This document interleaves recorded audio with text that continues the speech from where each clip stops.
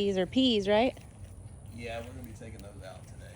That's what this video is about. They're pretty much done. These have had its time. So we are going to, I guess, take these out. Yeah. Michael likes to shell them. I guess that's what you call it.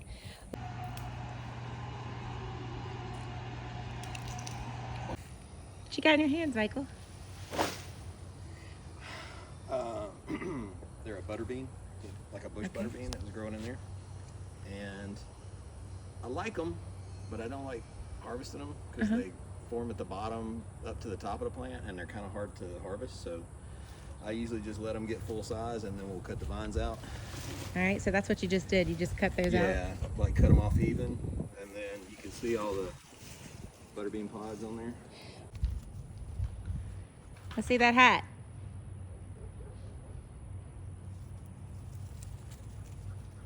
Yes. Michael. Sure is a pretty day outside. So let's see what you're doing here. Just feeling for the ones that have the biggest beans in them and picking those off. The little bitty ones we won't mess with. We'll just shred them up, put it back in the Patience is a virtue. I tell you what, you have the most patience. I don't know how you sit still and just pick those things off. Me neither. Does that mean you would like for me to help you? No, it's actually really easy. But you're so cute. Again, check out the Love Fern, aka Knockout Roses, that he bought me when we first moved in together, that I thought he killed. Should have known better. I know. And again, you see in the background here, these are the little gutter drain containers. What's the exact word for it? I don't think they're called gutter drain. Well, you know what? They know what I mean. What are they called? Rain collection barrels. Rain collection barrels. It's not that. I wasn't that far off. Okay. Anyway, we bought these on Amazon, and we have 4 of them. And I'll drop the link again in these. But he collects a lot of water. Sometimes we have to garden. Each one of them holds 50 gallons of water. 50 gallons. So get the link. They're very inexpensive, and we've had these for how many years? Some of them are 3 years old. Yeah, at least 3 years old. They have a little spigot. The gutter system drains into them. Very easy. They're not an eyesore. You see out here on our patio, they just kind of do their thing. Yeah, those are made out of recycled plastic. Recycled plastic. We love it. Valley, you garden dog? You garden dog? Yeah? That's a big one.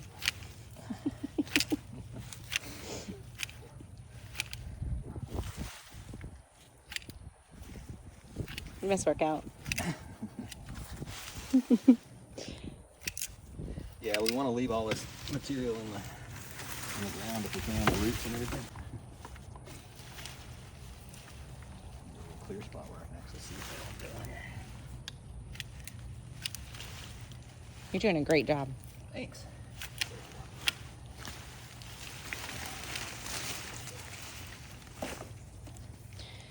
So let's talk about pest in your garden too.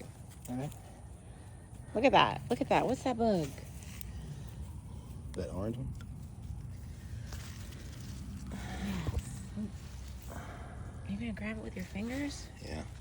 That is actually a juvenile leaf foot bug, and they are a pest. So if I find one, I kill it. You just kill it with your fingers. Yeah. God, you're so cool. Great. So they're kind of like a stink bug, kinda. do they stink? No, but they can damage your plants. Like So is that what these little holes in the leaves are from? No, that's probably just a grasshopper or something. Oh. That doesn't do enough damage. Ooh, what's to this really thing? matter. What? I don't know what you're looking at. This thing. Oh, crawfish. It's like a crawfish hole. Yeah. First topic, the bugs. What do you do? What do you use in your gardens to help with that? I don't spray that much. Most of the time I do what I just did. If I can find one and it's one that I know is a bad one, I'll just squish. Okay, but because you're out here every day, like working on it. Yeah, I try to check things about once a day at least. Okay. So I know you do this one thing for ladybugs, right? We want to attract ladybugs to the garden. They're actually really a good bug to have in your garden. Okay.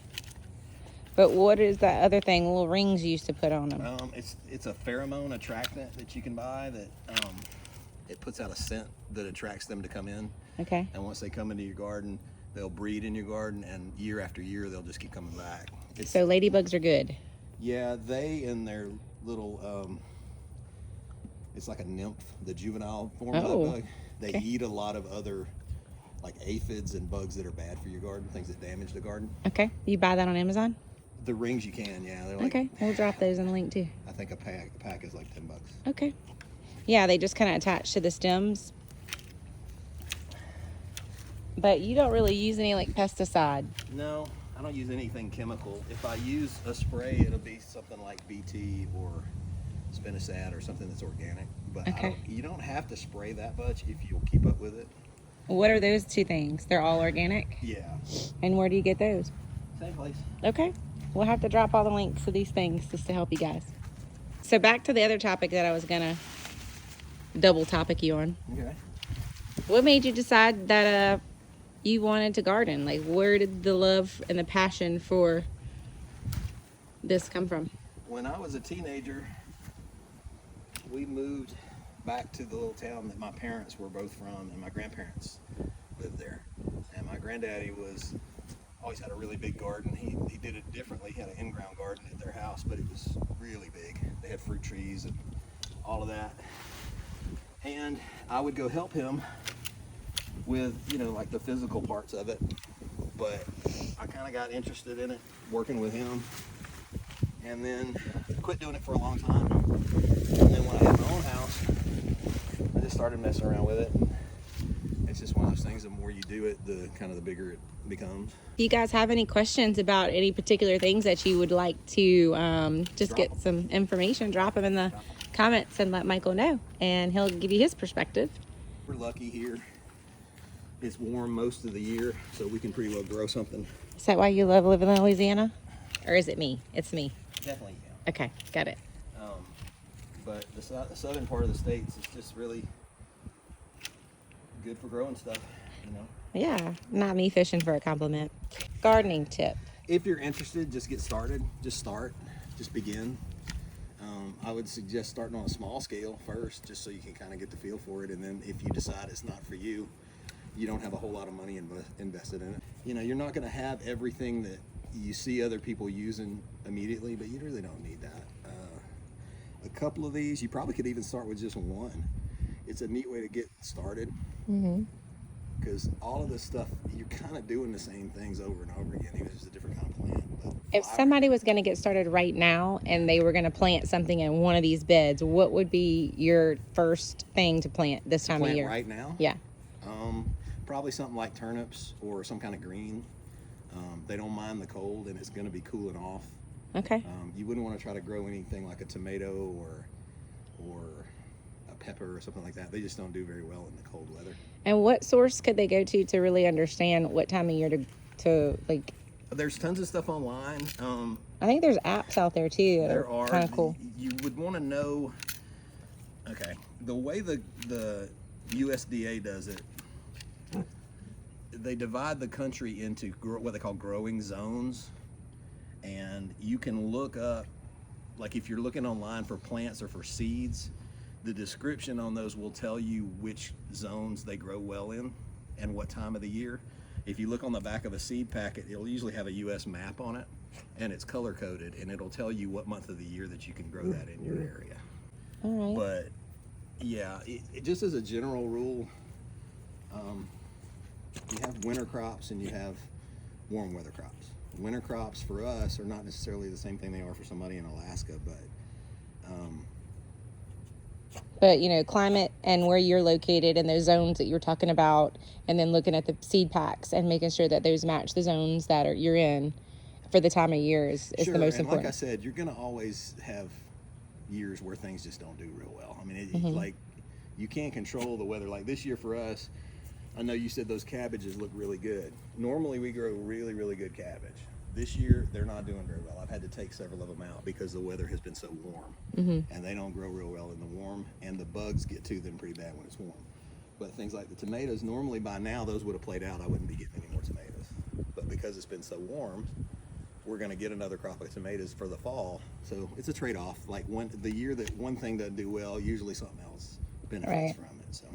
So what about how much water it needs? What is your rule of thumb usually? Come here and I'll show you. Now, the reason I like to use mulch, and this is wood chips, as you can see they're kind of broken down, is because it keeps the soil temperature and moisture level kind of more even.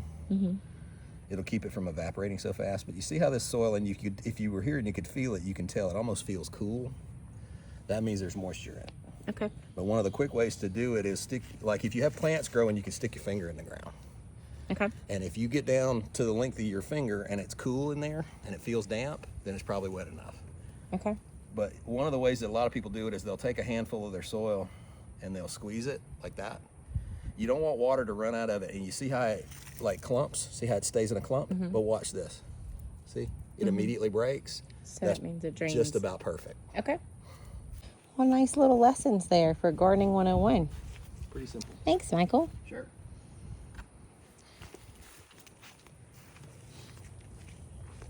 Nature is the best teacher, right? No, Michael is. Practice is the best teacher. Practice is the best teacher.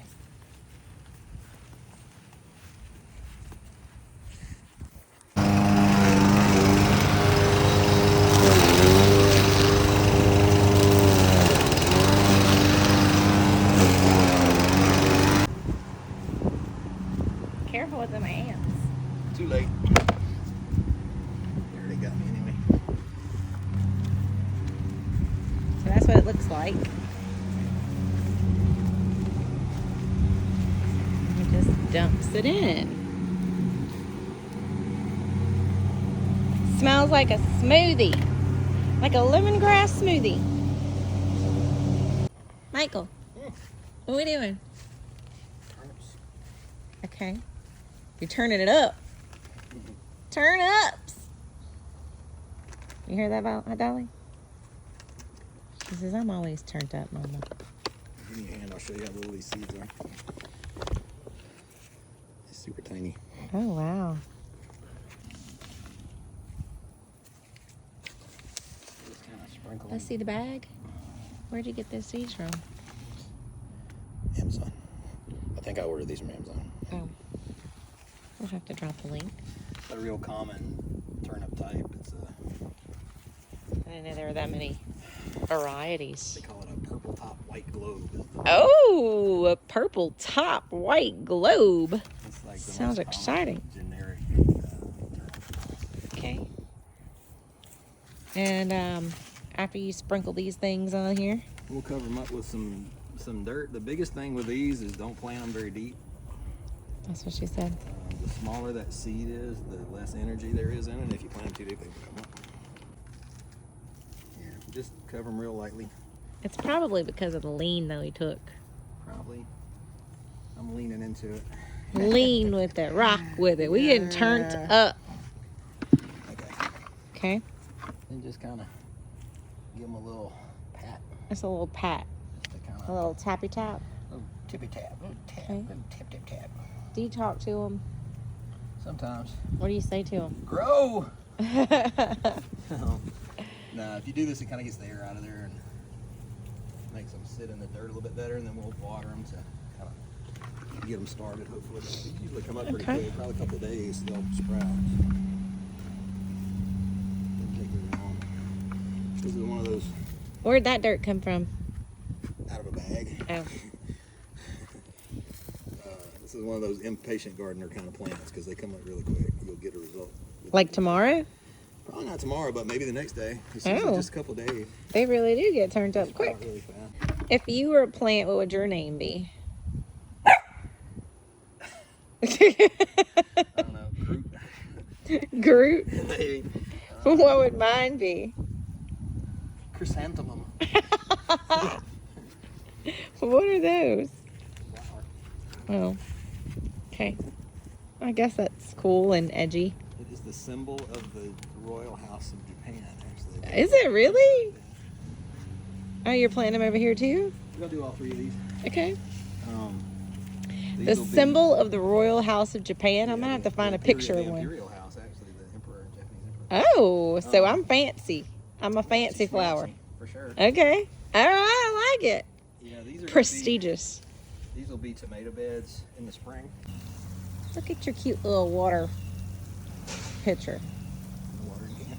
watering can. So that's it. Yeah. Okay, let's say you don't have a good draining soil. What would you do to fix it? You want to lighten it up. Add compost.